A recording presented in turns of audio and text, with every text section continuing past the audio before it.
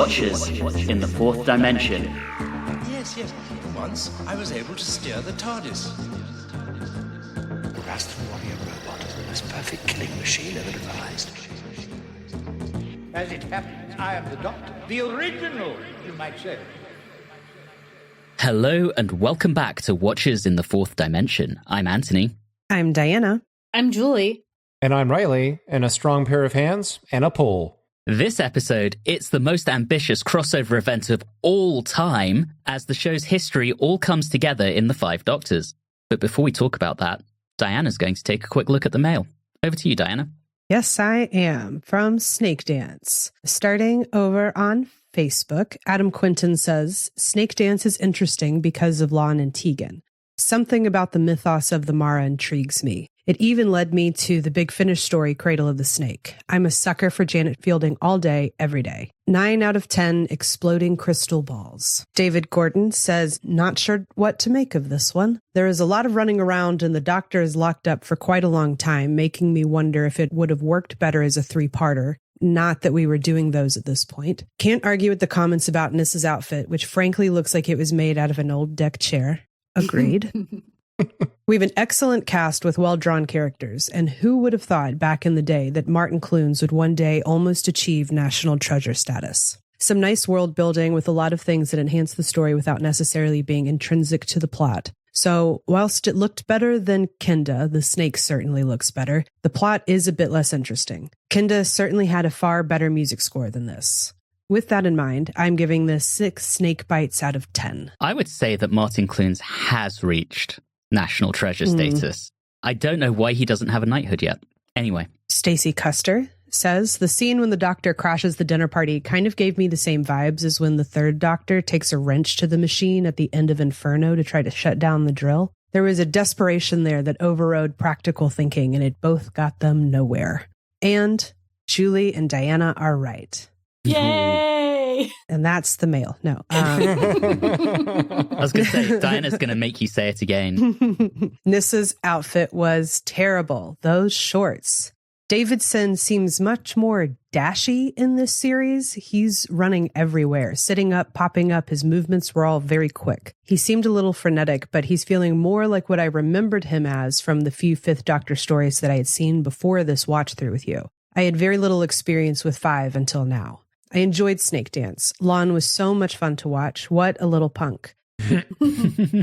And I liked Chella as well. He was a welcome addition to the action. It's nice to have characters now and then who see sense and act on it, rather than the too scared to do the right thing or the too obstinate to listen, i.e. the academic whose name I can't remember.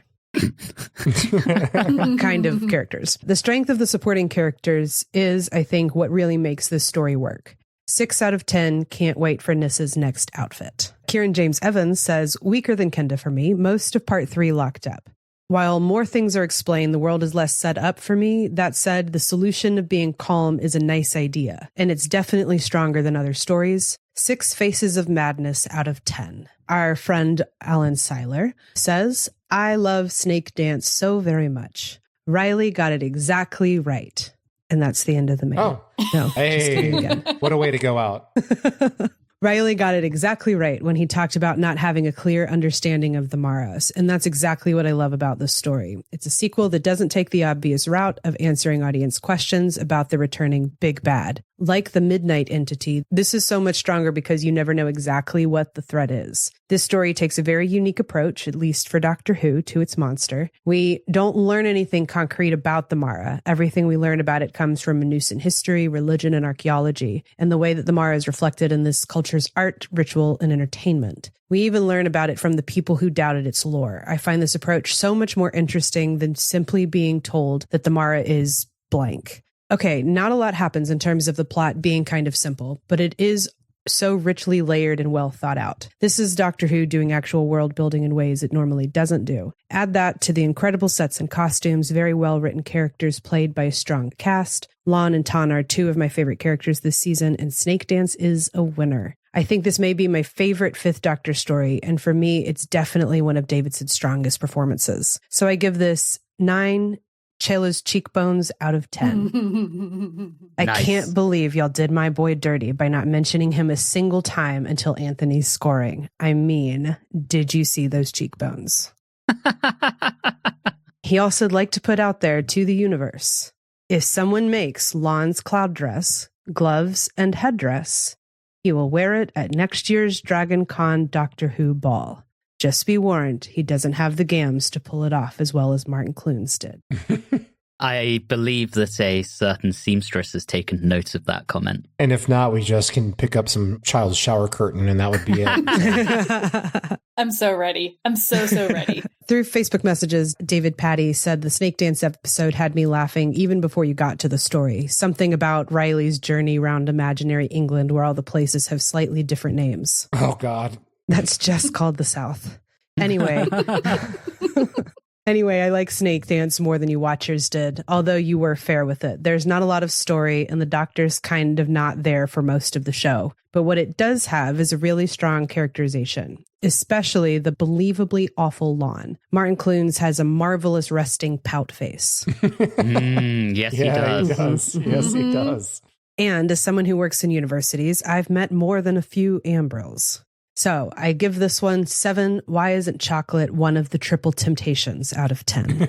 100%. All right. And then quickly over to Instagram. Guy Lambert says, my morning Sunday listen. I'll send you a proper message later. But for now, loved it. Clunes for PM. Nice. With seemingly no follow-up. So sad face. Doctor Who, 60s, 70s, and 80s. Great world building and some fantastic design all comes together to make Manusa feel like a real place.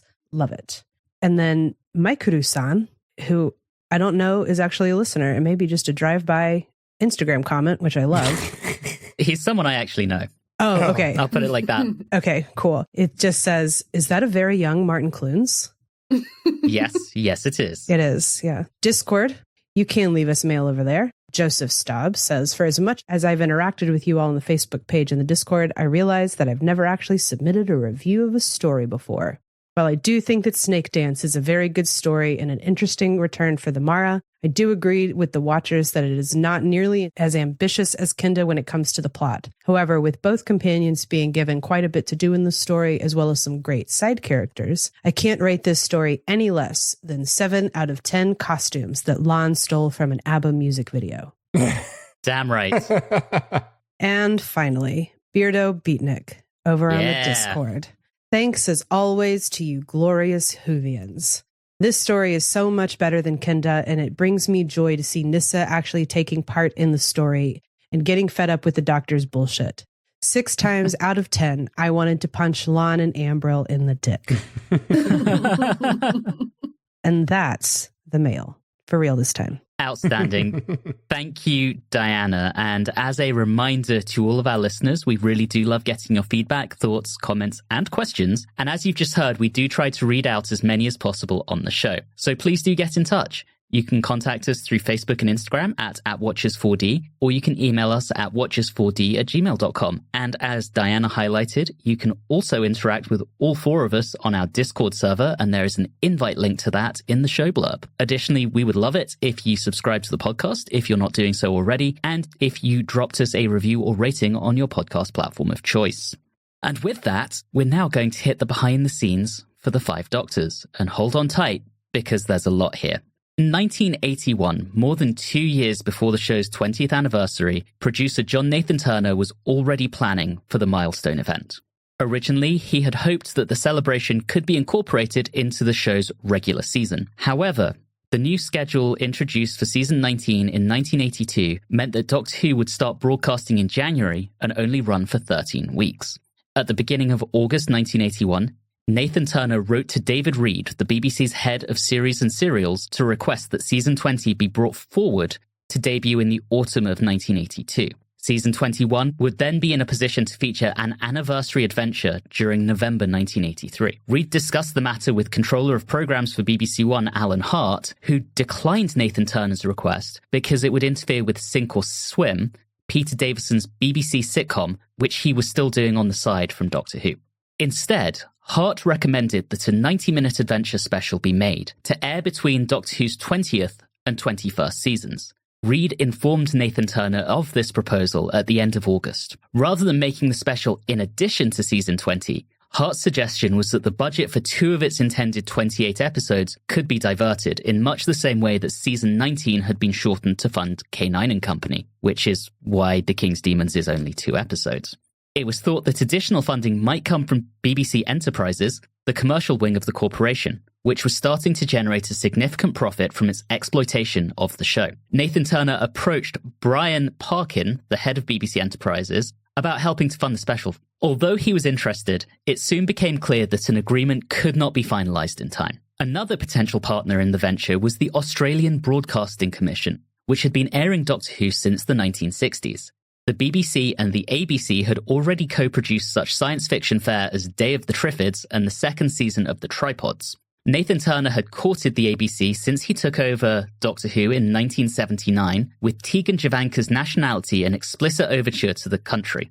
And if you remember that they were trying to get funding from them back when Tegan was introduced. Around May 1982, Hart approached the BBC about the anniversary show, and the two parties were able to come to terms on a co-production agreement, with the ABC agreeing to contribute 60,000 Australian dollars to the project, which in 1982-83 was a lot more than it would be today.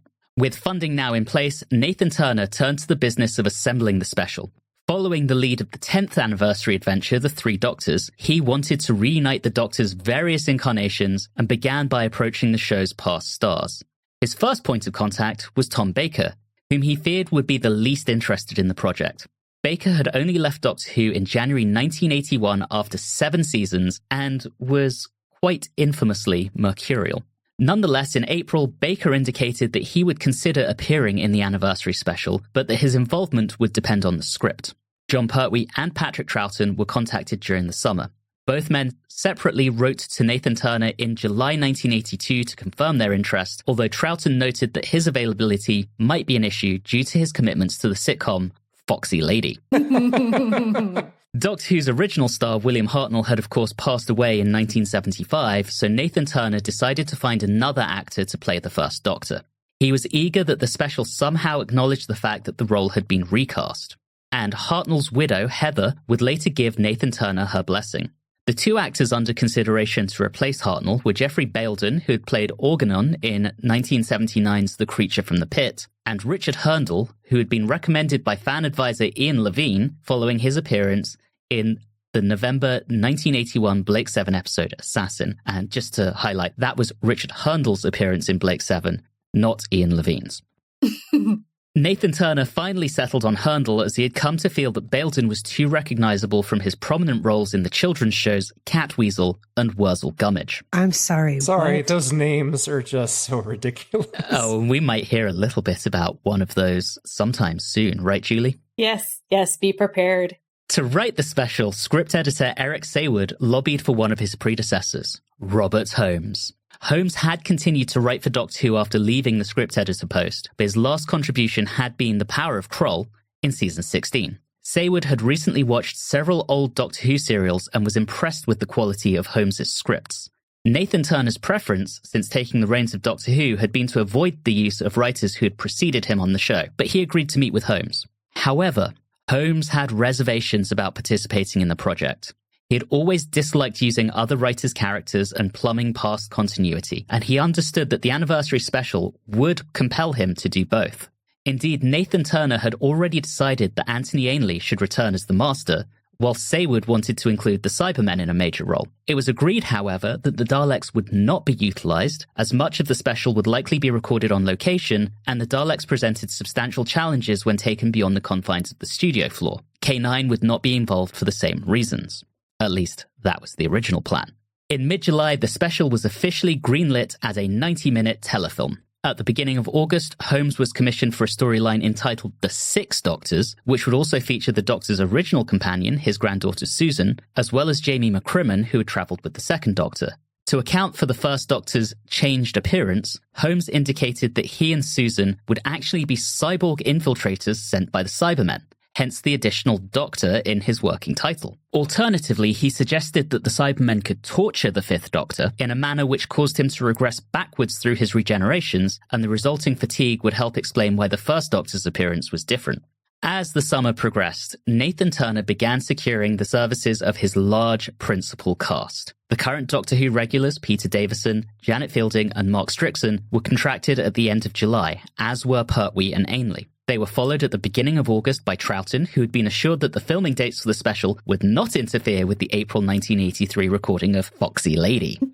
Then, in mid-August, Susan actress Carol Ann Ford committed to the project. Meanwhile, it had become clear to Saward that Holmes was struggling with the Six Doctors.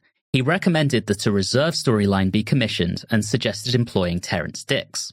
Dicks was Holmes's predecessor as Doctor Who script editor and had most recently written Season 18's State of Decay. Learning that Dicks was attending a Doctor Who convention in the United States, Saward telephoned him on the morning of August 22nd. But he had forgotten about that whole time difference thing, and he inadvertently woke Dicks in the middle of the night.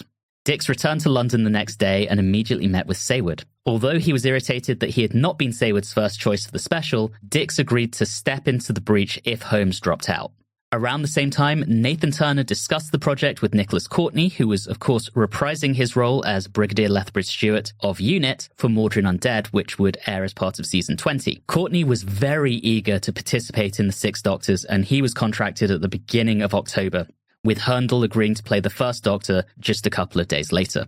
In mid-October, Holmes informed Saward of what Saward already suspected, that Holmes could not finish the Six Doctors. Saward was understanding and offered Holmes the opportunity to write a wholly original 4-part story for Season 21 instead, and this would eventually become the Fifth Doctor's final story, The Caves of Androzani. Saward and Nathan Turner immediately met with Dicks, who would start from scratch with a brand new storyline. Although the production team had wanted neither the Daleks nor K9 to appear in the special, Dicks insisted that both were essential elements of Doctor Who's past, which were important to recognise, and he was commissioned to prepare a storyline on October 18th.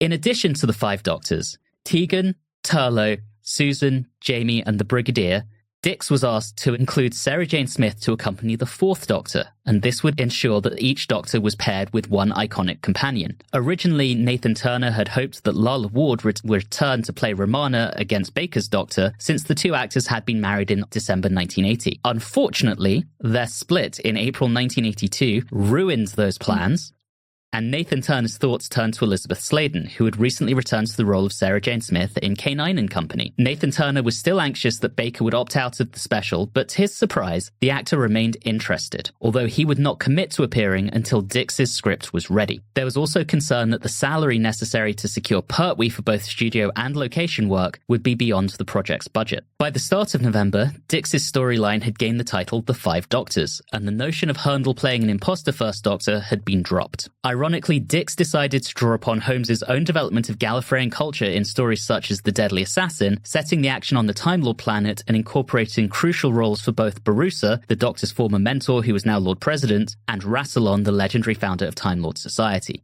Barusa presented Dicks with the opportunity to surprise viewers with the identity of the mastermind behind events, since Saward felt that his original choice of the Master was too obvious. Dicks added the Autons to the roster of returning monsters. The plastic servants of the Nestine Consciousness had been introduced during his time as Doctor Who script editor, of course. The Dark Tower at the heart of the narrative was inspired by the imagery of Robert Browning's poem Childe Roland to the Dark Tower Came, originally published in the 1855 collection Men and Women. Dix's script for the 5 Doctors was commissioned in mid-November. However, clearance also had to be obtained from the BBC, since Dicks was now working as a script editor on their classic serials, and this was granted on November 24th. Because Baker's 4th Doctor was arguably the most popular of the 5 incarnations, Dicks decided to assign him the strongest role in the narrative. It would be the 4th Doctor who would travel to the capital using the Master's recall device and unmask Barusa as the traitor, although Dicks wanted to mislead viewers into thinking that Baker's Doctor might be the villain. The First Doctor, on the other hand, would have a comparatively minor role. He would remain in the TARDIS with Susan, Tegan and Turlough, while the 2nd, 3rd and 5th Doctors travelled to the Dark Tower via 3 different routes. Several characters from the 1983 story Arc of Infinity, also set on Gallifrey, were added to the script. In addition to Barusa, these included Chancellor Thalia, Commander Maxil and the Castellan. It was agreed that Chameleon, the new robot companion introduced in The King's Demons, which was the immediate previous serial, would not feature in the 5 Doctors. As the end of 1982 approached, the lineup of characters for the Five Doctors was still uncertain. The issues with Pertwee's fee had been resolved, with the actor agreeing to take a pay cut because he was so eager to play the Doctor again. On the other hand, towards the end of December, it became apparent that Fraser Hines would not be able to reprise the role of Jamie McCrimmon due to his obligations to Emmerdale Farm. Sorry, Julie. Dicks consequently adjusted his script to pair the Brigadier with the Second Doctor, and it was now hoped that there might be money available to fly Katie Manning back from Australia to play Jo Grant opposite the Third Doctor. Meanwhile, Baker was sent the first set of script pages in early December, and the actor indicated that he was still in favour of appearing in the Five Doctors. As such, Nathan Turner was flabbergasted when Baker's agent contacted him in late December with the news that Baker had changed his mind and no longer wished to be involved. Baker subsequently visited Nathan Turner in person to explain that he could not bear returning to the programme that he had just left after so many years. However, he did consent to the idea of his Doctor being represented by clips from the abandoned serial Sharda. Nathan Turner had previously investigated this option as a backup plan, and the use of the appropriate material was cleared at the beginning of January 1983. The loss of Baker from the serial forced Dicks to perform substantial rewrites on the script. The focus now shifted to the current Doctor, who took over his predecessor's investigation in the capital. However, it was felt that Davison's Doctor could not be plausibly painted as a potential villain, and so that element was dropped. Sarah Jane would now accompany the Third Doctor, while the First Doctor would journey with Tegan to the Dark Tower, with Turlough and Susan remaining behind in the TARDIS. The Fourth Doctor and Romana would become trapped in a time vortex, with Dix's idea being that this halted the progress of each Doctor being kidnapped, explaining why the Fifth Doctor did not fall victim to the time scoop. The cast remained in flux throughout early 1983. It was briefly hoped that John Levine might be able to appear as Benton, now promoted to Sergeant Major, in the scene at Unit HQ. But he wanted both a more substantial role and a more substantial fee. Again, sorry, Julie. Oh, it gets worse for you. I mean, next up, Ian Marter was also contacted about reprising his role as Harry Sullivan. He had to decline due to commitments in New Zealand. And of the 4 guest artistes from Arc of Infinity invited back for the Five Doctors, only Paul Jericho as the Castellan was able to accept. For the 4th time in 4 appearances, Barusa would assume a regenerated form, with Philip Latham taking over for Leonard Sachs. The inability of Elspeth Gray and Colin Baker meant that Chancellor Thalia and Commander Maxwell would be replaced with 2 new characters, Chancellor Flavia and an anonymous commander. Elizabeth Sladen was contracted for the Five Doctors in mid-February, and a few days later, writers Mervyn Haseman and Henry Lincoln agreed that their Troughton-era creation, the Yeti, could appear in the Five Doctors. It replaced an anonymous one-eyed subterranean monster. I'm waiting for someone to laugh at that. By now, Saward had dropped the sequence involving the Autons, which he felt was too long and costly. It would have seen Sarah Jane arrive in the Death Zone amidst a ruined replica of a high street, where a collection of fallen mannequins was revealed to be a battalion of Autons, leading to her rescue by the Third Doctor and Bessie. And I think we all agree that would have been way better than what we got. During February, Deborah Watling, Wendy Padbury, Caroline John, and Richard Franklin, and in order, Victoria, Zoe, Liz, and Captain Yates, all agreed to make cameo appearances as phantom images in the Dark Tower. Watling, Padbury, and John were contracted in late February. However, Watling was soon cast in the Dave Allen Show, which forced her to reluctantly back out of the Five Doctors, and she was released from her contract. Another companion, Louise Jameson, offered her services for the special, but there was no opportunity to insert her into the storyline. Again, sorry, Reilly this time. To make the Five Doctors, Nathan Turner decided to dispense with his policy of avoiding directors whose involvement with Doctor Who predated his producership. During the summer of 1982, he had approached Waris Hussein, who had directed An Unearthly Child, the very first Doctor Who serial. Although Hussein gave the offer some consideration, he and the production office were unable to agree on terms. Then in November, Nathan Turner contacted Doctor Who veteran Dougie Camfield, whose last work had been on 1976's The Seeds of Doom. However, Nathan Turner had previously refused Camfield's inquiries about returning to Doctor Who, and Camfield was still hurt by this rejection, and with other work likely to pose an obstacle, Camfield declined the new offer. Aren't egos wonderful? Instead, the Five Doctors would be directed by Peter Moffat, who had most recently handled Mordrin Undead. In early March, Nathan Turner was able to reach an agreement with the production team of Emmerdale Farm, which would permit Hines to replace Watling in the Dark Tower sequence. Originally, the Phantoms were unmasked when Victoria referred to the Brigadier, prompting the Doctor's realization that Lethbridge-Stewart had been a colonel when she knew him. Now the Doctor would instead recall that the Time Lords had erased Jamie and Zoe's memories of their travels in the TARDIS, which meant they shouldn't recognize Lethbridge-Stewart at all. Joining Moffat's behind-the-scenes team, we have production manager Jeremy Silbertson, who had previously contributed to the show with The King's Demons. Designer is Malcolm Thornton, who returns to the show for the third of fourth times. He had previously designed Season 18's Logopolis and Season 19's Kinder, and costume designer Colin Lavers returns to the show for the fourth and final time. He had previously worked on Season 16's The Power of Kroll, Season 19's Four to Doomsday, and Season 20's The King's Demons. And as composer, we of course have Peter Howell returning to score the show for the 8th time. Now, in post-production, a clip from the final episode of 1964's The Dalek Invasion of Earth was added to the Five Doctors as a pre-title sequence, ensuring that Hartnell still had a presence in the special. This footage was sepia-tinted by video effects designer Dave Chapman to make the transition from monochrome to colour less jarring. For the Fourth Doctor and Romana's release from the Time Vortex, an extract from Shada Episode 1, in which the pair approached the gates of Cambridge University, had initially been selected. However, Nathan Turner was keen to depict all the Doctors departing in the TARDIS, and so a clip from Episode 3 was used instead. Unfortunately, it did not match up as well with the abduction sequence, which was also taken from the opening installment and saw the two Time Lords punting on the River Cam.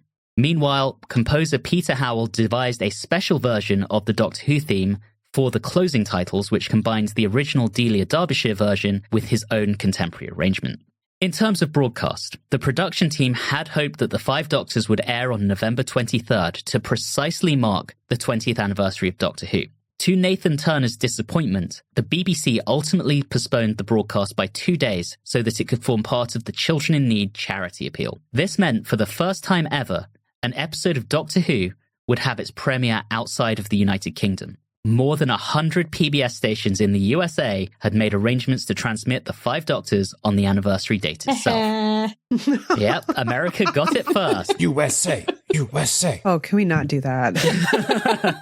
Meanwhile, the Five Doctors was promoted with an appearance on the front cover of the Radio Times, the first for Doctor Who in a decade after Nathan Turner had turned it down for Earthshock, and the only time during the 1980s that the show would receive this honour. Now, the target novelisation of the Five Doctors was originally scheduled for release on November 24th, with the understanding this would be the day after transmission. Nathan Turner was, I believe, as we Brits would say, quite miffed to discover that it began appearing on store shelves a whole 2 weeks early. And the novelisation was written by Dicks, whose involvement with televised Doctor Who would come to an end with this story after a decade and a half of working on the show.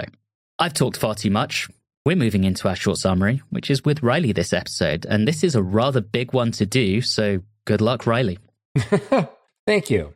Here it is, folks, the moment we've all been waiting for, the 25th anniversary special, The Five Doctors. Well, more like the 3.5 Doctors. An unseen entity who I can only assume is the comic book guy from The Simpsons starts capturing doctors, companions, and the most popular villains to convert them into limited edition action figures by using the Phantom Zone special effect from Superman 2. The Time Lords, yes, it is an anniversary episode, so they have to be in it. Well, they have noticed this stealing of doctors and have come up with the brilliant idea of asking help from the Master to save the Doctor because the Master is trustworthy and well known for keeping his side of a deal. All the Doctor's companions and villains are placed into the Death Zone on Gallifrey, which contains the Tower of Rassilon, and everyone decides to try to get in, which requires them to disable the force field around it. The Fifth Doctor gets to speak to the High Council of Time Lords, and there discovers that once again the villain is actually one of the members of the High Council, President Barusa, whose goal is to seek the promised immortality found within the tower because, I guess for him, 12 regenerations is not enough. How did the Fifth Doctor deduce this? Well, let me tell you. Barusa had the Black Scrolls of Rassilon that has the Seal of Rassilon, which was most likely found in the Tomb of Rassilon. The Doctor found him by solving the puzzle of the Harp of Rassilon, which came from the mind of Rassilon. But don't mess with him because he's wearing the coronet of Rassilon, which I'm assuming he won by playing the game of Rassilon in the Tower of Rassilon within the domain of Rassilon. Well, there I go wrestling on again. Yes. And well, it ends up that you don't want immortality from Rassilon because you get turned into the interior decor of Rassilon. In the end, everyone goes back to their own timeline while the Fourth Doctor and Romana go back to Shada. The end. Nice. There is one of Rassilon you forgot, Reilly. Ah, God. Which one? And that's the sound effect, known in fandom only as the Horn of Rassilon. All right, let's talk about it. I would normally say part 1, but it is only one part. So, the 5 Doctors. Let's go.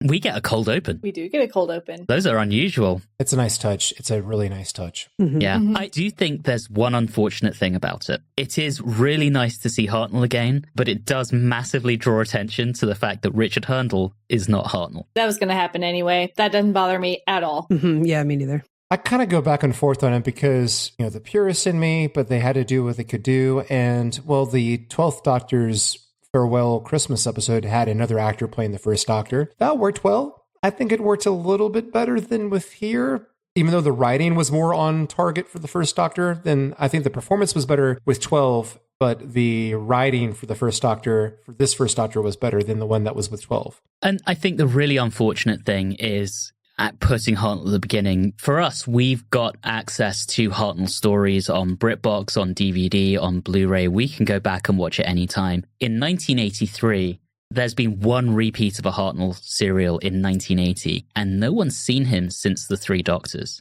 So I feel like if you're watching at the time, it really does just hammer it home. This is someone else. But you're always going to have that problem when the character's old and they don't do it very often. R.I.P. But didn't this guy die like pretty quick after the episode aired? Yes, the next year. Yeah. Ow. Mm-hmm. When you're going for he's got to actually be older, which is nice to have cast actually older people, but that is going to happen. I feel like all anniversary episodes should try to have as many Doctors as possible. Agreed. Mm-hmm. Load it up as a gigantic nostalgia Have too many, fest. please. Yeah. This Yeah. is absolutely a nostalgia fest. Oh my goodness. Just the number of times I was sitting there, I was like, did they have a checklist of the tropes and the just internal things that all these Doctors have done and made sure that they checked off every single one of them? I loved it, but I feel like there was a checklist.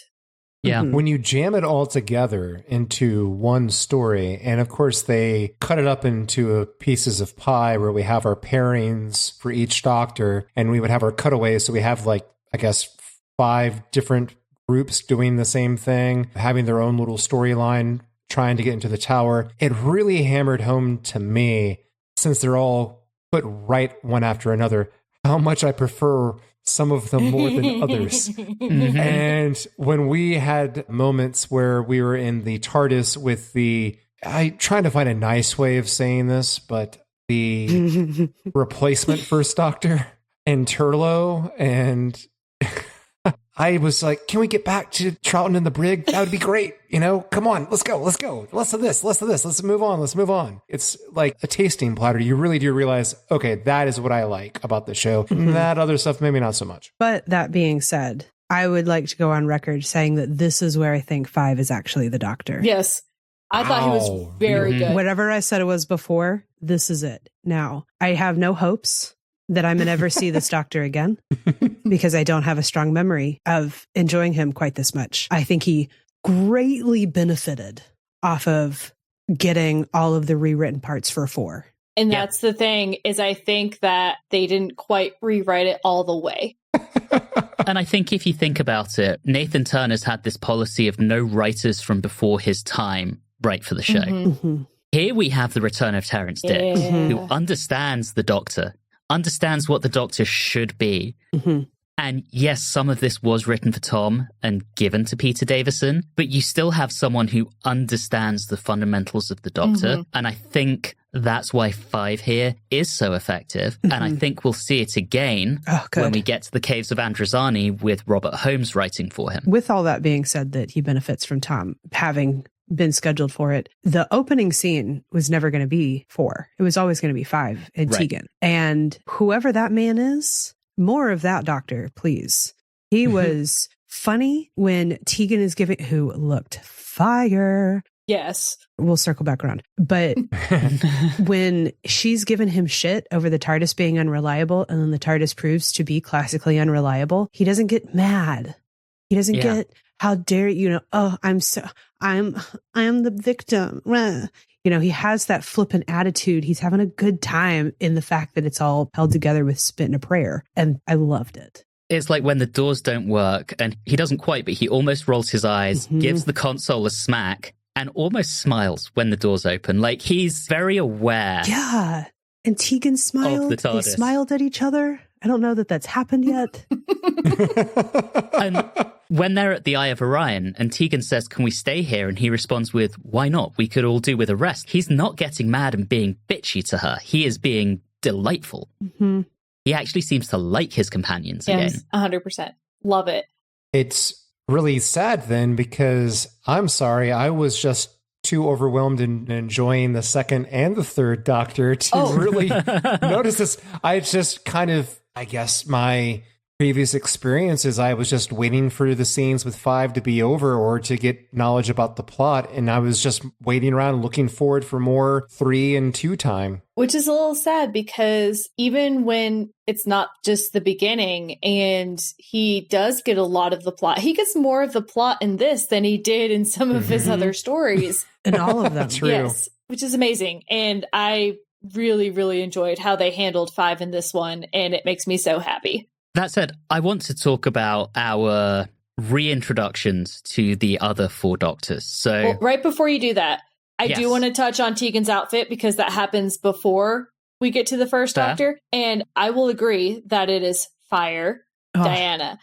But I also love the battle of coats between Tegan and the second Doctor. And I'm Yes. here for it. It's so good. Okay, now you can continue, Anthony. Well, quick shout out to the new console as well. Yes. Because the TARDIS is looking fire too. yeah, that new console is beautiful. Sexy, yes. And that will be with us until the end of the classic show. That's a good looking console room. We're about to go into season 21 and we're only going to season 26, guys. So our reintroductions, the first Doctor, he's walking through a garden. There's no one with him. He doesn't say anything. He just gets whisked off by a black triangle. Cool.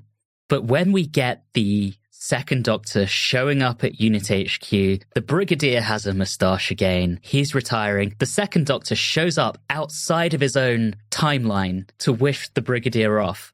And you're just immediately reminded why Troughton was so goddamn fucking good. That was the best scene of Doctor Who I have gotten to watch since being on this show. Yeah. Was that entrance into the office. Oh, beautiful. And he can't resist a jibe at Colonel Crichton. Yes, my replacement was pretty unpromising too. And as soon as they're gone, Crichton pours himself a drink. Yeah. Amazing. And then there's that whole repartee as they're going on their walk where the Doctor references the Terrible Zodin, which is an off-screen adventure that we never see and will get mentioned again. I love that whole sequence with him. That whole sequence to me felt like when you've been traveling, maybe for fun, maybe for work, finally get back home and sleep in your own bed. That's how comfortable that felt. Love it was that. like coming home. Mm-hmm. It really did feel that way to me. Also, while we're on the topic, it's been a long time. I can't help but talk about Troughton running, especially in the coat. With silly music, I honestly could watch him run like that with silly music for an hour straight. He looks like a cartoon character trying to impersonate a person. Yes, he does. And it's amazing. You almost want to put the Benny Hill theme over it. I know. Oh my God, it's amazing. And then we cut to Pertwee. And we've got the third Doctor in Bessie. I mean, iconic. Yeah. And he's saying things like, great balls of fire. And just as he thinks he's got away, he gets triangled anyway. I love that Bessie gets stolen with him. Yes. Mm-hmm. And since Bessie doesn't make it to the Dark Tower in the end, I assume Bessie's just left in the death zone on Gallifrey. No. You had to get Bessie because that completes the set of the action figures, the third Doctor with Bessie. Yeah, you can sell that shit. I gotta say, though, it's interesting how we've had the bringing back of actors back on the show.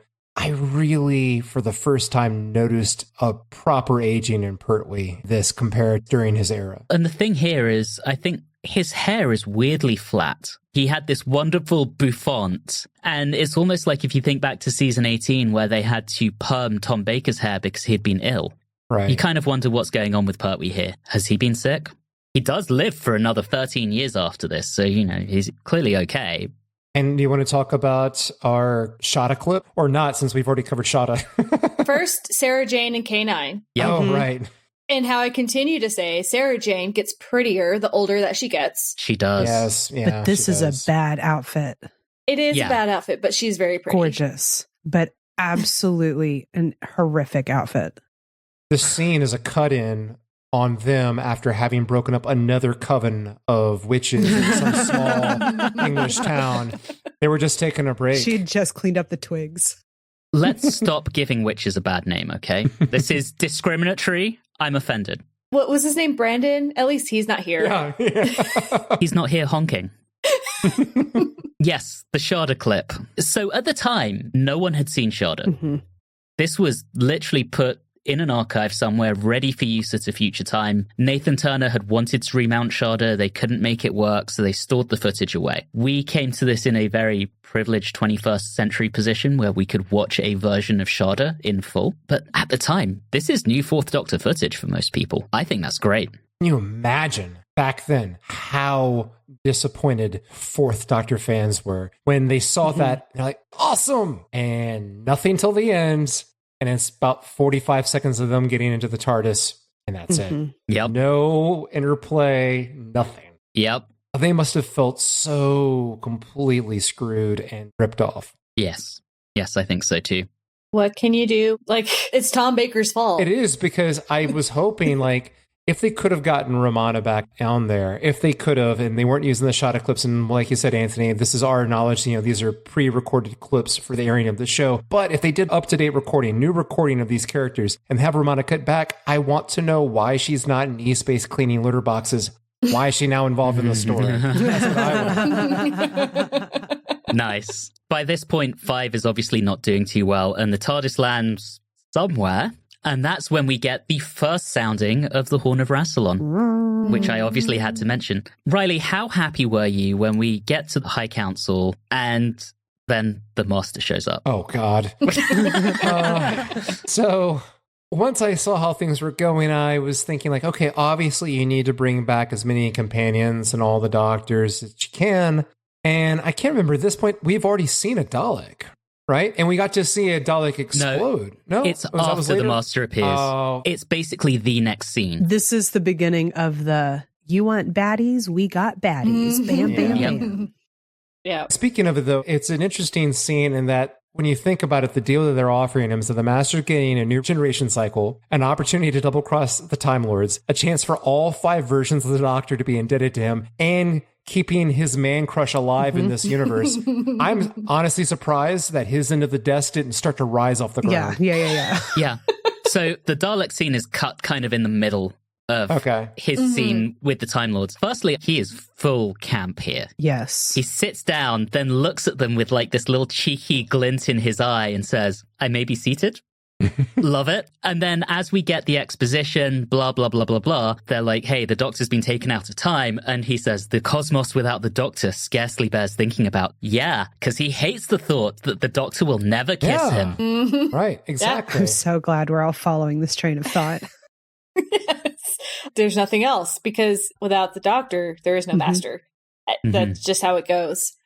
One thing I want to talk about with some of these cut scenes and things like that, what I found really interesting, and from a directorial position, I actually think this is brilliant. I don't know if anyone else noticed, but the lighting that they used with the first Doctor and Susan running around in those corridors with the mirrors and everything, it felt very first Doctor. Yeah. And I know that they were trying to like go off of Dalek in it as well, but like the lighting seemed to be right and just the way it was shot. And I think that was probably one of my most distinctive and favorite parts of direction in this one. I also love how the Death Zone apparently randomly has a mirror maze in the middle of it. Cool. I don't know why, but it does. I actually went and pulled up old clips of the original Dalek episodes to see the hallways in Skaro originally, because I was like, is this not, how closely similar are these? Because they did such a good job of capturing like that energy of the editing and the sets of the 60s and bringing them into the 80s that I wasn't sure, was there a huge difference? And there is, but I agree that they did a good job.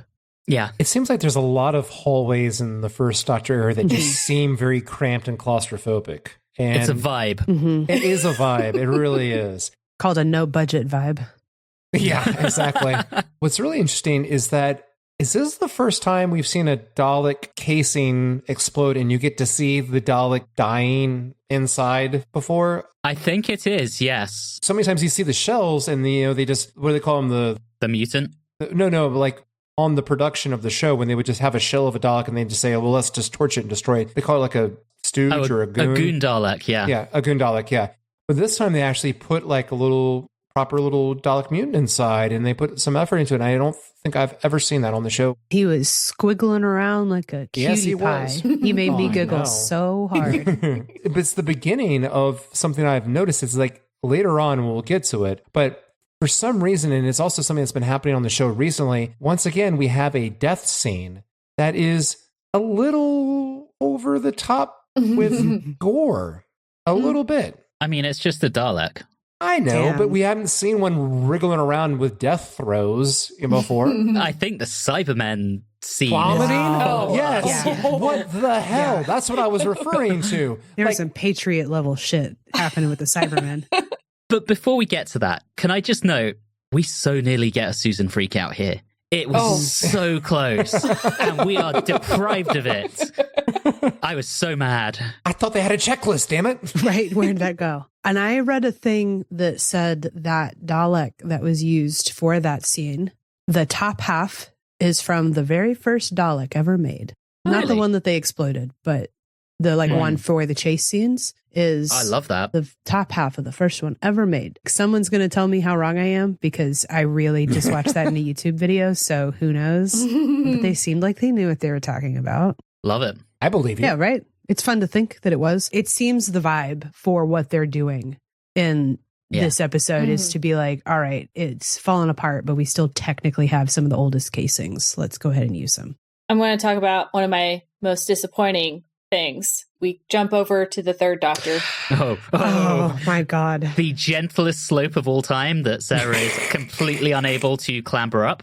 Just what they've done with Sarah Jane. So what I am frustrated about, because Sarah Jane, when she was with third Doctor, I loved Sarah Jane. And then as she gets incorporated with the fourth Doctor, she became more of a damsel in distress and more of a screamer as time went on. And I was very disappointed to not see my third Doctor Sarah Jane, but I saw my fourth Doctor Sarah Jane, and that's why I'm very upset. That's a good point. There are moments that she comes up as the third Doctor Sarah, but Not yes, a lot. no. And I feel like the third Doctor was right there with you. Like, what the heck happened to you? Well, he clearly saw the version of her that was just completely brutalized through seasons 12 and 13. Yeah, I just wanted her to stand up. Right. Like, literally. Oh. It was so bad. It was confusing as to why he was dragging her up with a rope around Bessie. And that at one point I was thinking, is he going to do some like Mad Max stuff and like kill her by just dragging her behind Bessie for like at full speed for miles upon miles? Why is he doing Yeah, I was this? like, this is an extremely dangerous thing to be doing. Just lean over and pull her up. That's it. You don't have to do that. So that slope was meant to be a lot steeper. No. And they got there and they basically was like, oh shit, well, let's just add a ton of mist and hope no one notices. And I do wonder if you'd watch this on like a 10-inch CRT TV back in 1983, if it might have been less obvious, but certainly watching it on Blu-ray on like a 65-inch flat screen, oh, it's hella obvious. No, they would have had to have really changed their like camera angle, because there was one angle where you're like, girl, that's horizontal ground. Yeah, that's fair. They did like a top-down shot where I was just like, that's not a... If they'd kept it looking out over the edge, maybe, but yeah, they kept cutting back where I was like, this is not any worse than the hill Jack and Jill fell down. Can we talk about the first Doctor and Susan getting into the TARDIS and finding Tegan and Turlough? Oh. I love the moment where his first reaction is, what are you young people doing in my TARDIS? And then realizing it's his future self on the floor. And then when he's asked who he is, he's like, as it happens, I'm the Doctor. The original, you might say. Well, you're not, because Hartnell's dead. Sorry. Oh, damn. Wow. Okay. But he's still all right. And then he orders Tegan to go and get them some food. Like he used to order Polly around? Yeah. Mm-hmm. But my favorite thing is the Fifth Doctor then volunteers Turlough to help. Like, it's not entirely sexist because Turlough, you get to go do this too. Well, Turlough was already kind of dressed like a butler anyway, so it does work. I thought that Tegan and Turlough did, considering that this is basically all Turlough really super gets, other than his little bits with Susan at the end. Tegan and Turlough actually did a really lovely job here, because at one point Five looks at them and goes, one mellows with age, and they give each other a look, and then Susan also like joins in with this whole like, what the fuck are you talking about? I don't even know you, but I know that's fucked up. Yeah, that was a beautiful little scene right there. I felt like they were doing a very good job with understanding. It felt very meta and very fourth wall breaking. Like they get that everything has been shit. It almost felt like a reboot. Yep. And I think if you think about when we talked the behind the scenes on the King's Demons, this is something they had raised as an issue, was that the dynamic between the Doctor and the companions was so messed up, and Nathan Turner was like, all right, let's reset that and actually try and figure out a way to make this good. So we're finally starting to see that. Also, I want to talk about how the First Doctor eats pineapple, because he eats it kind of weirdly. I didn't like it. Also, I love the fact that they didn't just get out food. It was a true... Oh, it was like an entire tropical spread with tiki drinks. Crazy. Was not expecting that whatsoever. I don't know why they decided that vibe, but I'm here for it. New fan theory. By the time that the Cybermen are building their bomb, Susan and Turlough are really fucked up on rum. I also like the whole vibe with 1 and 5, where 1 is grumpy as per usual, and 5 has this weird, like, must respect my elders, but wait, he's younger than me, but he's also older than me. I thought was also very well done, and I enjoyed. I have a little headcanon here. This isn't like headcanoning to fill in a gap in the plot, but I kind of like to think that maybe 5 took a long, hard look at 1 here. I went, God, am I like that? I better mellow out. Stat. Very severe look in the mirror. Yeah. Can we discuss the very enjoyable scene, at least to me, where the Third Doctor meets up with the Master and just immediately just says, you're lying, you're lying, you're lying, bye. This was stolen, or this was a replica, or whatever. And for once, the Master's completely kosher. I love it. Yeah. While that was a great scene, how great it would have been if Pertwee would have just put Bessie in reverse and just ran him right over at full speed and just I don't know. When Sladen says, are we not going to get him, or we're going to leave him behind? And he's you can't like, leave him behind. Yeah, he goes, fucking watch me, bitch. Let's go. You just watch me. Yeah, that was hot, Doctor. The other thing I think is really interesting in this story is there's a lot of lore established here, but there's not really one lore dump. It's kind of dripped in through the course of the story. So we start hearing about the Death Zone. Then you get 2 and the Brigadier, and 2 starts dropping a few little things about it. And so it's kind of dripped throughout the story in a way that I think works, rather than having an enormous exposition session. Yeah. I like that. I would say I appreciate it because it makes me feel less like, ooh, fan wank.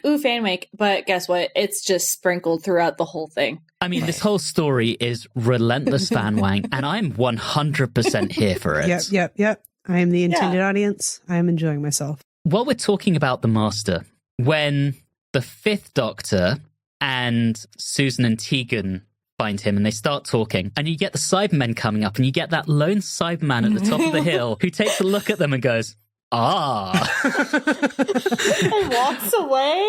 That was amazing. So good. It's like they apparently do have inner monologues that they occasionally vocalize. This is some Cyberman lore that hasn't happened before, and I am so here for it. So good. I laughed so hard. There is a lot to laugh about in this special. A lot. We haven't even gotten to my favorite new addition to Dr. Whodom. Is it the silly little leaping man? In the gimp suit? No. The Raston Warrior Robot? Oh my God. Right before we get to him, though, because at the very end of the Fifth Doctor and Tegan and all them, Susan sprains her ankle. Oh, right. And my first thought was, I hope they put a cold compress on it. Nice. Gotta hit the checklist. The other thing is, as the Cybermen have kind of shot at the Doctor and the Master's blasted unconscious. The Doctor takes the transmut button, looks at the Cybermen, and complete with a little smirk, says, sorry, mustache, button press, transmatted up, bye bitches. That gave me very 4 vibes. That one I could tell. Yeah. That's a Tom Baker line. But it adds to Davison as the Doctor. Yeah, I hope they'll let him continue going in this playful route. Mm-hmm. Okay, fighty My man. little gimp suit boy. My 9 lords a leaping. Yes, I love that. It gives such a setup to it. The Third Doctor says it's the most perfect killing machine device, and then immediately misses its first shot. Look, and the fact that I can tell that they hired a dancer. Yes. That man, because you could see everything. I could see where his abs were. Yeah, his abs. Is that what you call it? Yeah. I think they did make him wear a dance belt, to be fair. His toes were pointed. He was beautiful technique and a silly little leaping boy. Mm-hmm. Honestly, if they had brought that in and said, this is Chameleon, I would have been so excited. This was such a missed opportunity. I think I would have been 8 when I first saw this. So this came out around November 1995 on VHS. The special edition, not the broadcast edition. That came out way earlier, but I didn't see it until the special edition. And I thought the Raston Warrior Robot was so damned cool. You're correct. I wanted to be able to jump up in the air, disappear, and reappear somewhere else and shoot spears out of my hands. That was badass. Yeah, he just needed little like, woohoo kind of sound effect. I know. Make the Mario sound effect. So for a split second, I was like, did that come out of his hand or did that come out of his dick? That would be great. Just having shots of him just doing thrusts and like a little like a pike jump and it comes out of his butthole. A whole new definition to shooting his load. I love, you're not kidding. And the fact that 3 picks up what he calls arrows, under no circumstances are those arrows. Those are small spears. And takes them with him means that he has to like load up. Yep. He's got to put it in there somehow. Yeah, how does he get him back inside? Don't ask. He was a little dude. They're not going in wide ways. They're going in up and down, you know? Oh, God, Diana. You were thinking the Mario bit with him, but every time I saw him do his little jump and then the cut, I just heard in my head, wee! Yes, yes. There's nothing about him that just doesn't tickle me so bad. I know. It's actually, I immediately after watching this scene, I was like, I have got to look this up. And yes, there is a bit of, apparently in the Doctor Who community over the many, many years on the internet, there is a decent amount of humor about this character. Not like it was hard to find, but it was enjoyable. And that was a nice little break between watching the rest of the episode. Oh, no. You have it right here. Reilly occasionally reads /fiction. Oh, I think I'm crying. oh boy. And I thought it was interesting because, to get back to try and not cry for the rest of the episode, I also thought it was interesting the addition of him because he's just so fucking goddamn silly. But in the middle, like where we're not used to that kind of silliness, is quite unexpected out of these stories that we've been having. And so I think that's one of the reasons. That's not the reason he's just funny, but I think one of the other reasons he hits so hard is because when do we do silly anymore? And so he's so silly. Also, what I think that they ended up doing is it honestly feels like part of that outfit was just the underneath part of the Cyberman outfit. Oh, yeah. Yeah, that's probably it. Speaking of, can we talk about Cyberman vomit? Yes, and then I want to go to Gallifrey. Right. Or to the High Yes. Council. I was But about yes. to say, we've been on Gallifrey. My question about the Cyberman vomit is why? Why not? I mean, and also, why just do it with one? If that's how they die, then do it with all of them? I don't understand. That one had a rough day. He didn't sleep well last night. He was already nauseous, okay? From a robot burrito that he ate earlier. Exactly. Cyber burrito. Yeah, it's just not sitting well. And then a guy who is an extra on a chorus line shows up throwing metal bars into him. It's tough. That's the thing with roasted Cybermat. You never quite know how that's going to hit your stomach. That's true. That is true. High Council. The setup on the Castellan. So he's immediately being accused, and he's saying the Doctor wants revenge. Well, I guess that's for the events of Arkham Infinity, where he tried to have the Doctor fucking executed. Guys, the number of times the Castellan has been accused, and it's never been the Castellan, has been more than once. And it's always been the president. We already knew. It wasn't the president in Arc of Infinity, to be fair. Barusa was not at fault, and he lived to be the villain today. No, I thought the other guy was the president in Arc of Infinity. It was Barusa, it was Hedden who was the villain. I thought Hedden was the president. No, other way round. Oh. Either way, they have to do some serious vetting for these high council positions because it's getting ridiculous. Well, also the setup, you start at the beginning, gloved hand, manipulating controls somewhere in the heart of Time Lord Society. Wow, we saw this literally in Arc of Infinity. Beginning of the last season. Come on, guys. Come on. But I do want to give a shout out for Paul Jericho as the Castellan, because he is frequently putting emphasis on the wrong syllable and saying things like, what? Not the mind probe.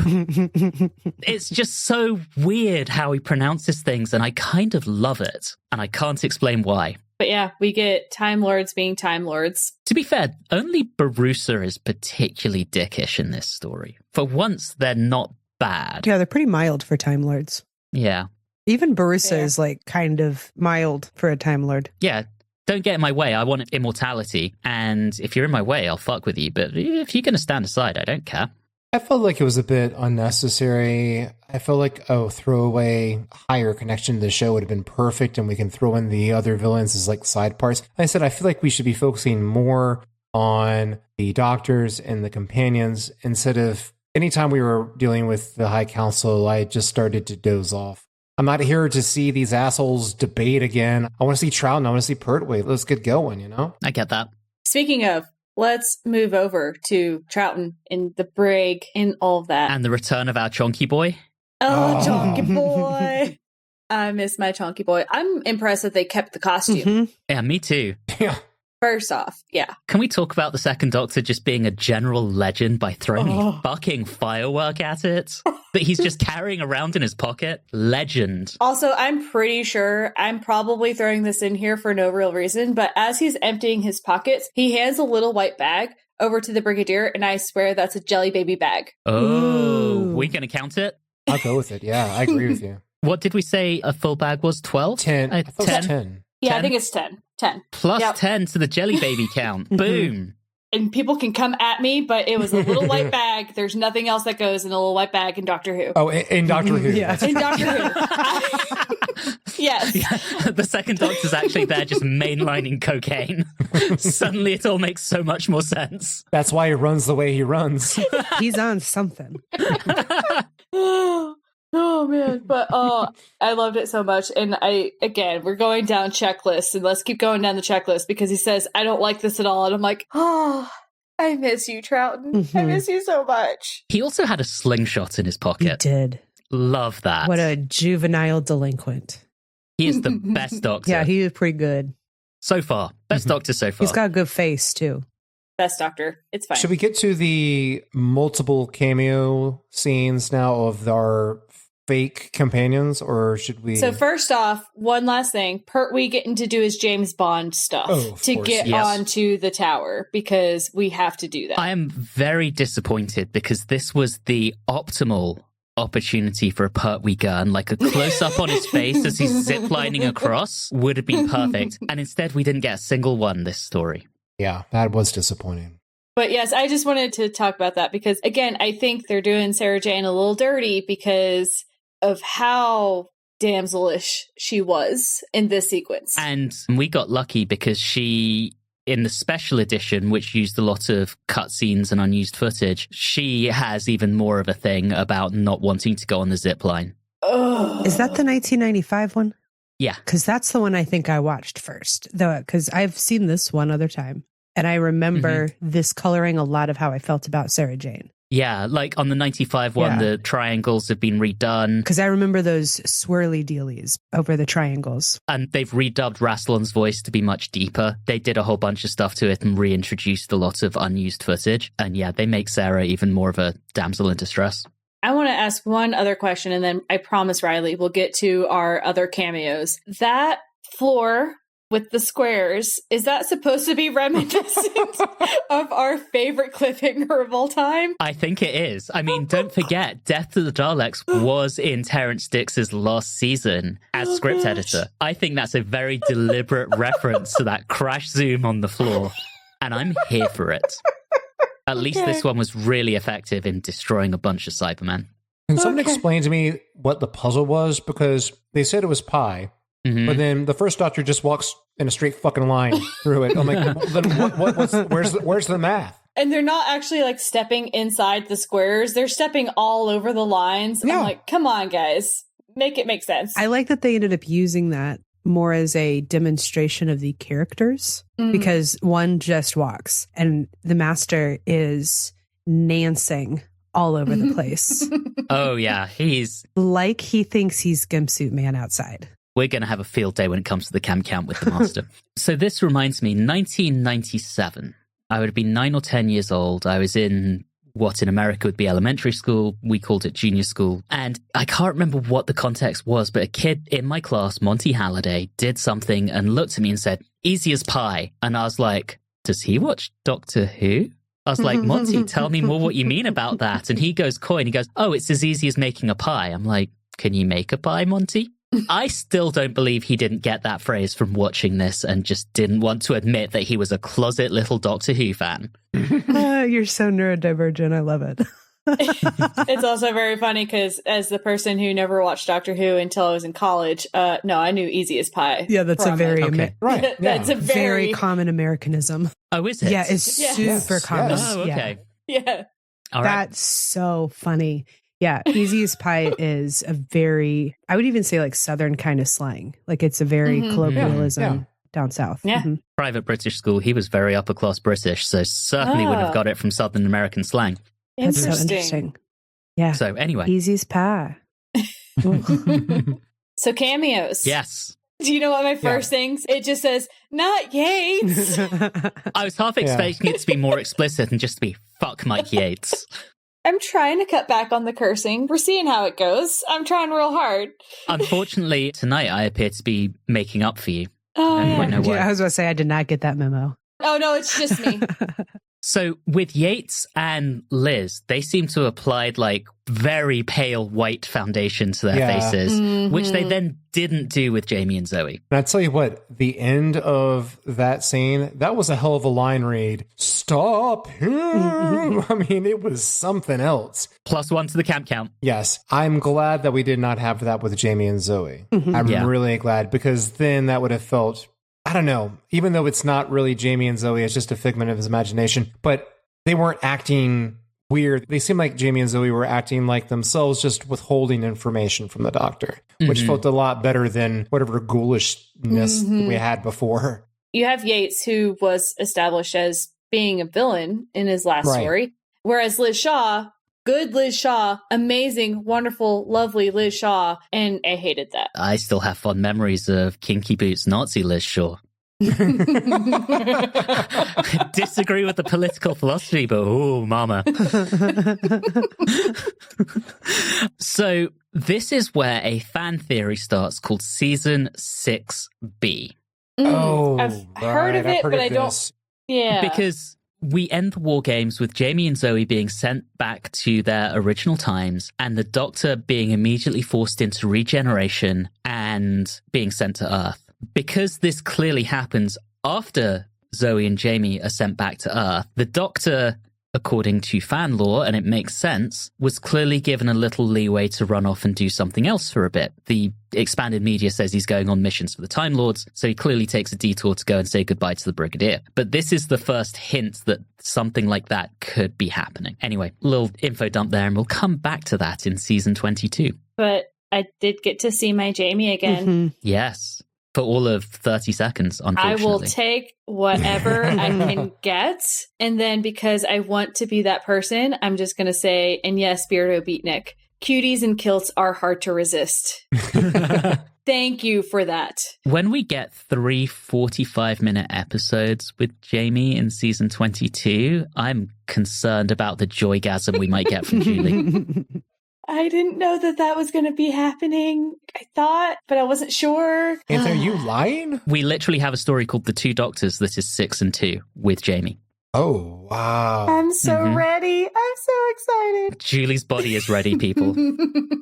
I think where we're at right now is that, so everyone's about to meet up with everyone else in the tower while the 5th Doctor is getting the whole spiel from Barusa of, this is what I'm doing, I'm behind it all, I want immortality, even though I have multiple regenerations because I'm a crazy person. I needed to pluck all of you so the force field can get down, so I can get in there and get the ring of Rassilon so I can get the immortality. But what's interesting is like now when everyone comes together to try to figure out that last little bit of a puzzle, that is where we get finally our moment of these doctors together, working together. Yep.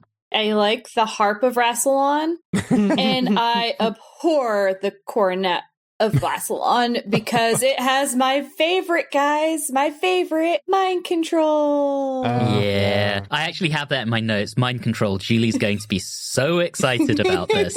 I like the idea that apparently it is a cultural norm, at least at like the academy or whatever, that everybody learns how to play the harp. Yeah. And to read Apparently so. sheet music. Yeah. Because he knows how to do it. Rassilon how to do it. Barusa clearly knows how to do it to get into his little man cave. So we get them together, the 3 of them initially. Right. 1, 2, and 3. 2 and 3 immediately start bickering. I love it. It's so good. 1 is getting annoyed because, yes, that's the dynamic. That's the dynamic from the 3 Doctors. And they're going to lower the force field. 3 reverses the polarity of the neutron flow. Fuck yeah, he does. Of course he does. Obviously. Dear listener, I apologize for how much I'm cursing this episode. I'm just really, really excited. I really liked the moment when they're all having their thing and moment that you always get like the companions over at the side watching basically the Doctor do a circle jerk. Show off. Yeah. And this time the witticisms of the companion corner were just so good. One of them, I can't remember who exactly. I don't know if it was, I think it was Sarah Jane, when she says that he drags you all over space and time without and even by your leave and then ignore you when things get interesting. Oh, yep. Such Sarah. good writing. This episode was so well written for dialogue. It's moments like that when we have these crossovers that you can really see the influence on Rick and Morty. Because when I see all the companions together having like a little meeting, I just see all the multiple different Mortys from different universes like having conversations. It's very that, yes. And it's very much absolutely like that. Yeah. When the Doctors get together, they're like, oh, that's that your Morty? Okay. Right, exactly. Yeah. I thought it was interesting, and this might be controversial here, but I don't know. So as they were solving the riddle about winning is losing, losing is winning, blah, blah, blah, blah, as Barusa shows up, and while we have the floating great head of Oz / Rassilon up there. I mean, the head of Rassilon, Reilly. It doesn't count if it's not of Rassilon. That's true. That's right. Look for it by name. Check the label. Is it of Rassilon? So I swear, so much like commercialism popped in my mind as I heard it throughout the episode. I was thinking like, the deep cleaning bubbles tells you that it is of Rassilon. You know, things like that. Say what you will about Rassilon. He was one hell of a brand. Yeah, he really knows how to market himself. That is true. Rassilon steaks. These days, he'd be an Instagram influencer. Not Instagram, a LinkedIn influencer. The car insurance of Rassilon. Anyway, I thought it was interesting that when Rassilon then asks the doctors, are you supporting this person, Barusa, getting immortality? 2 and 3 say no. 1 says yes. And it's 1 that has figured out what this whole thing is about. It's a trap to make sure to cut off people that are willing to be that dangerous and egotistical to do something like that and entomb them literally. And I'm sorry, but part of me kind of made me feel a little bit bad because I was thinking, okay, I understand if this was Hartnell, yeah. but that's not Hartnell, man. And I'm just thinking, like, it feels weird that there's Troughton and there's Pertwee, and the person who gets the solution and figures it out is not one of them. And that just felt a little weird. So you're looking at it from an actor perspective, and I sit here and I'm looking from an actual character perspective. And a lot of times in very early Doctor Who, I will give Hartnell a lot of credit because he was not a physical character. He was very much using his mind, and I always go to the toy maker on that one. It was all him using his mind. So I'm actually okay with it being the first Doctor because I think it aligns fairly well with how the first Doctor would solve things. The only way it could have been better would have been if the first Doctor had brained Barusa with a rock. That would have been even more in character. Oh my God, that would have been amazing. Just cave his skull in. I like in that series, again, with the strong dialogue, when the doctors are all clamoring and talking over each other about absolutely not. And one of them, don't know which one, says, "You're hardly a suitable candidate." And the other one pipes up, "For anything." So cute. As Pertwee backed up by Troughton. Yes. And I thought that it was a decent twist. We thought that there would be a problem, but actually it's just a trap. It's just a way of making sure that the people that get too power hungry are stopped cold, whatever you want to call it. Maybe this Rassilon guy's not so bad after all. Let's revisit that in the Time War. I like that they kind of keep him looking at both sides of what legend means, is that there have to be great and impressive things that he has done, but you also do not become the most important person of any time or place without committing a little crime. Oh, yeah. Yeah. Well, also, I think it's worth thinking about the old meaning of terrible, right? So we think of Ivan the Terrible.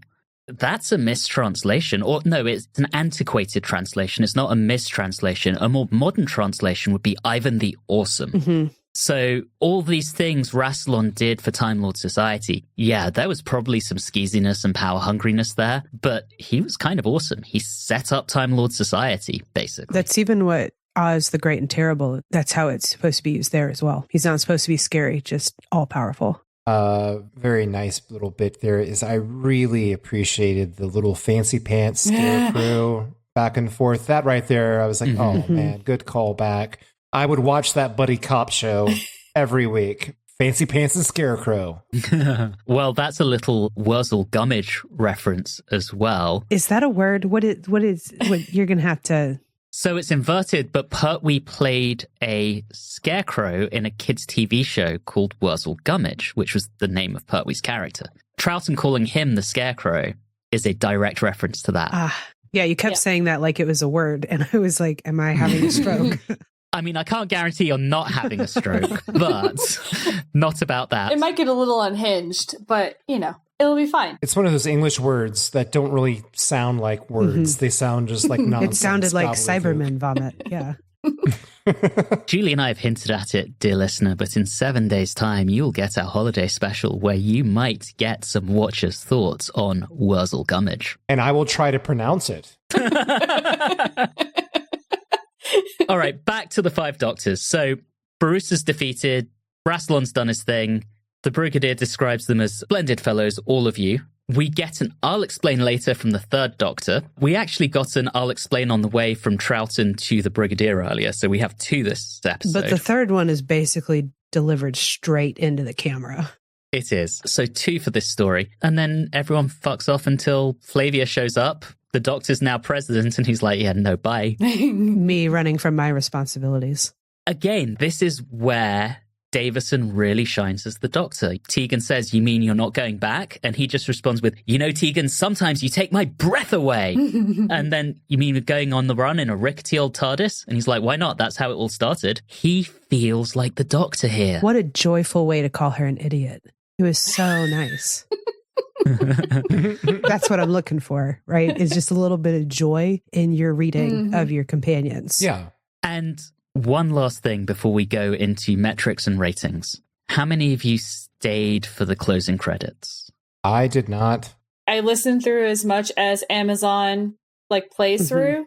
So the way it starts with the Delia Derbyshire theme, and then it gets the middle eight and it switches into the Peter Howell theme, beautiful. Love that touch. All right, Metrics. I think we got like half a Susan freak out in the TARDIS with the cyber bomb. Are we going to count that? Yes. A half, yes. For the first time since season 2, we add to the Susan freakout count. Incidentally, we ended season 2 with a Susan freakout count of 55. Holy moly.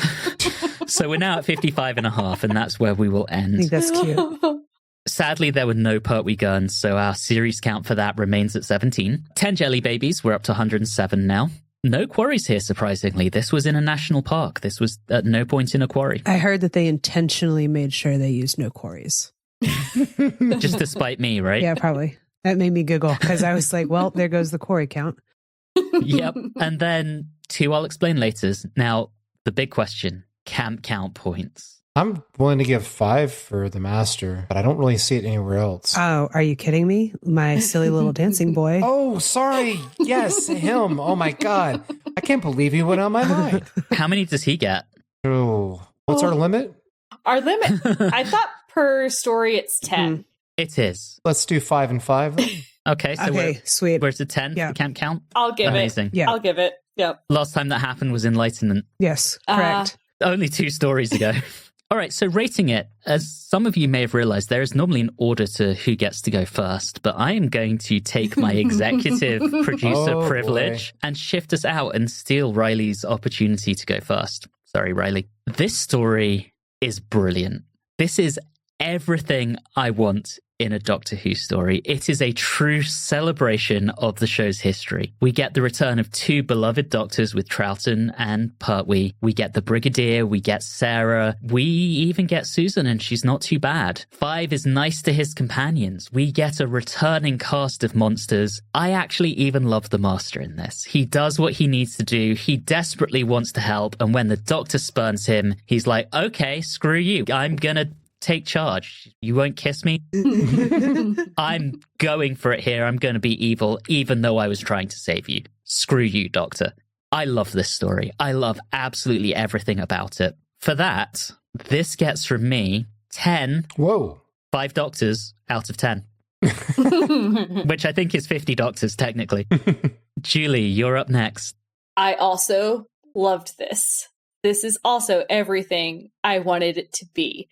I didn't look at too much coming into this, and so a lot of it just came out of nowhere. I was surprised in a lot of instances, and I just had the best of times. And do I do it? I don't know that I do it. I think you do it. I think you do it, Julie. Do it. I will also give this one 10. The blanks of Rassilon out of 10. All right, Reilly. It is always great to see some old favorites. While I enjoy the separation of our characters into groups for the beginning of the story, which I'm sure was a huge help at how they filmed it, I would have preferred more interplay between the characters of the different eras until having to wait till the very, very end. We did get a little bit with 1 and 5 towards the middle, but I wanted to see 2, 3, and 5 more, and so on and so forth. Overall, I enjoyed this. It made me feel slightly conflicted because it sort of felt like it was a greatest compilation album, but with newly recorded version of the hits, which while some of them worked just as well, maybe others didn't do as well coming back. So I'm going to give this 8. Thank God the Raston Warrior Robot wore a dance belt out of 10. And then last but very much not least, Diana. I will be honest, I will forever have a bias for an anniversary or crossover episode. They can be shit, and in my book, they're still going to be ranking top tier, god tier level content. So with that being said, this is some of the best shit I have watched in a long time.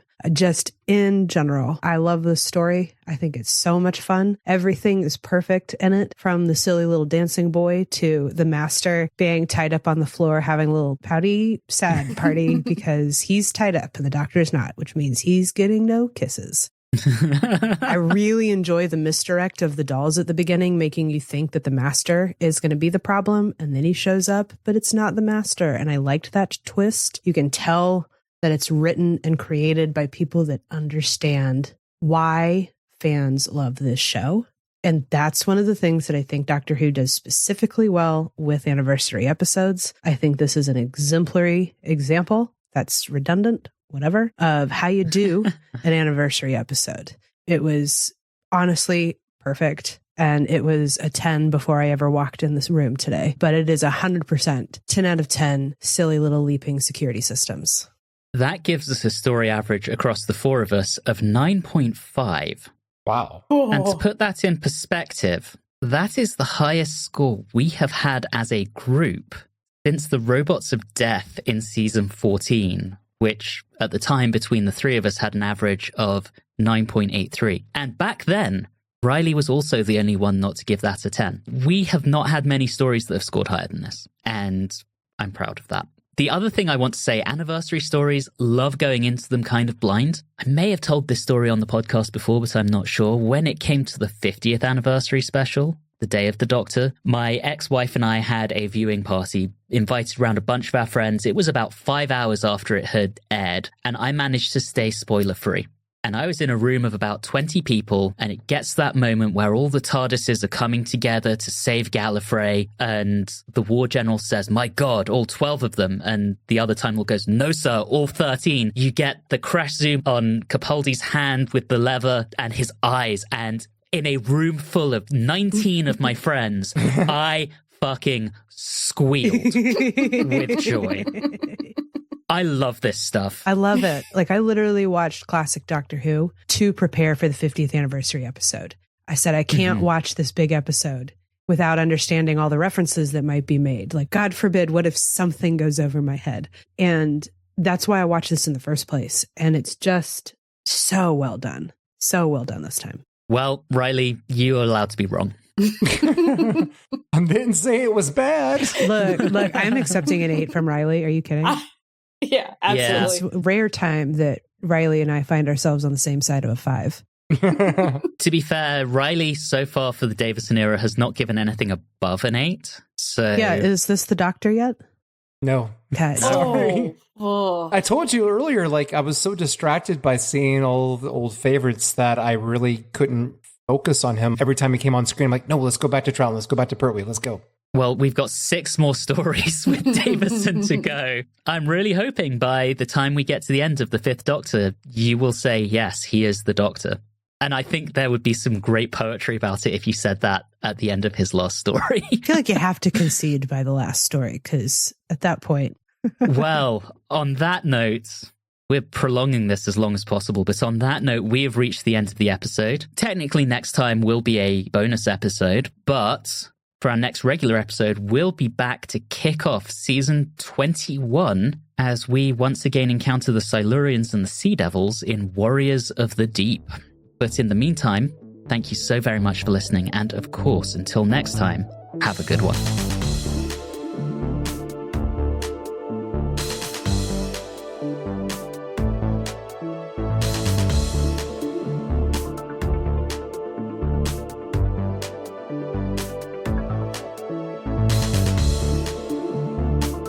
You have been listening to Watchers in the Fourth Dimension with Diana Burney, Reilly Schreck, Julie Philippek, and myself, Anthony Williams. This episode, the podcast episode of Rassilon, was recorded on Wednesday the 15th of October 2025. If this is your first time listening into the show, all of our previous episodes are available wherever you like to get your podcasts. You can interact with us on Facebook and Instagram at Watchers4D, and you can also email us at watchers4d@gmail.com. If you're enjoying the show, please do subscribe and consider leaving us a review or rating on your favorite podcasting app. All of those things really do help the show. And always remember, Avengers Endgame can suck it. The Five Doctors is quite clearly the greatest and most ambitious crossover event of all time.